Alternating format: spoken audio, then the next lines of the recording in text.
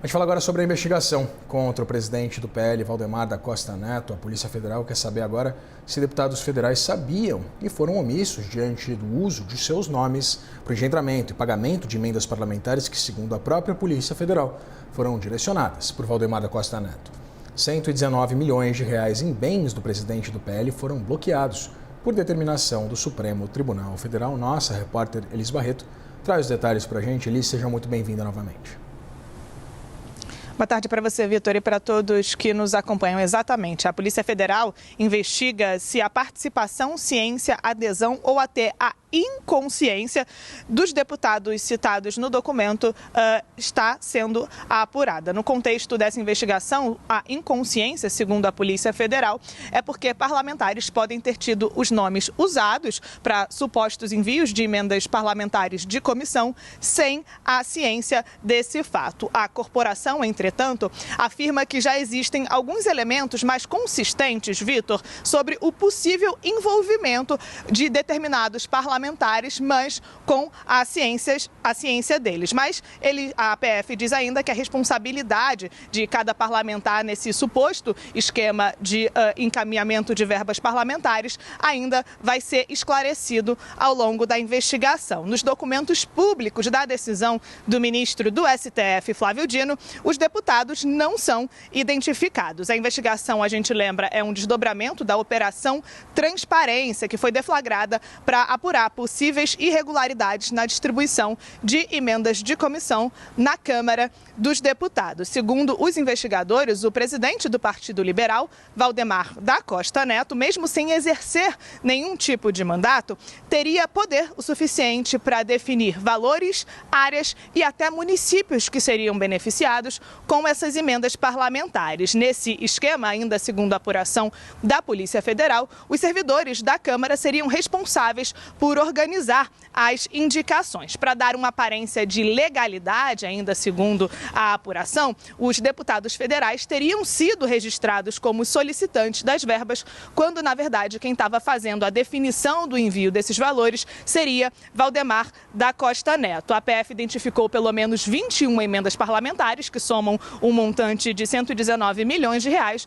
valor esse que foi bloqueado das contas também do presidente do partido. A CNN questionou Valdemar sobre essas acusações que a investigação aponta ali e, segundo a defesa de Valdemar, ele diz que é natural a articulação dele no encaminhamento dessas emendas. Ele nega categoricamente qualquer prática de crime e diz que a decisão parte de premissas frágeis. Vitor. Tá certo, Elis. Muito obrigado pelas suas informações. Elis Barreto falando ao vivo de Brasília.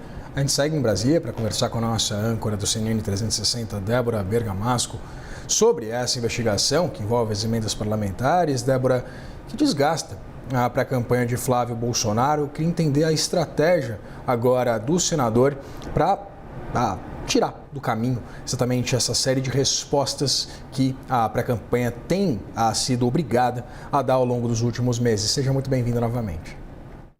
Muito obrigada, Vitor, e todos que nos assistem. Pois é, a ideia, a estratégia da campanha é tentar assumir as rédeas da campanha na mão e pautar o noticiário, pautar os assuntos sobre os quais Flávio quer falar e tirar Flávio Bolsonaro, pré-candidato à presidência pelo PL, dessa condição de ficar, como você disse, Irajá, só responsivo, né, diante de uma crise lá e responder. Nesse caso, por exemplo, de Valdemar da Costa Neto, a gente sabe que essa ação da polícia a pedido do STF de bloquear 119 milhões do presidente do partido, de Flávio, não é das denúncias mais cabeludas das quais o Flávio teve que responder, mas teve que parar tudo, a agenda positiva que ele tinha construído com a ida dele para criticar o tarifaço lá nos Estados Unidos, naquela participação que ele fez no começo da semana, terça-feira, no USTR, né, lá numa audiência pública nos Estados Unidos. Ele estava com essa agenda positiva durante a semana. Aí, no fim da semana, ali encerrando a semana, ele teve que parar tudo, suspender a agenda positiva e responder sobre o presidente do partido. E aí, o que ele disse nas redes sociais, Flávio Bolsonaro? aí tem que abraçar, não tem jeito. Tenho certeza que o presidente Valdemar saberá de todas as respostas aos pontos levantados. Como o presidente do maior partido do Brasil, é natural que ele, Valdemar, atue politicamente junto a deputados federais, em especial ao próprio PL, e aí, claro, fala de perseguição, né? Lamentável ver a PF atuando de forma seletiva para constranger um adversário político do atual governo. É uma resposta, não é uma resposta assim muito difícil de dar, mas ele teve que abraçar essa, né? Ele fala contra o presidente do meu partido, Valdemar Costa Neto. É tudo que ele não precisa, muito ruído na pré-campanha de Flávio Bolsonaro. Valdemar Costa Neto, aliado de primeira ordem, né, dessa campanha. O próprio Flávio, com a história do áudio que veio à tona, ele pedindo dinheiro para Daniel Vorcaro para bancar o filme Dark Horse. Teve também Cláudio Castro, que é um super aliado, foi governador do Rio, lá no estado do Rio de Janeiro também.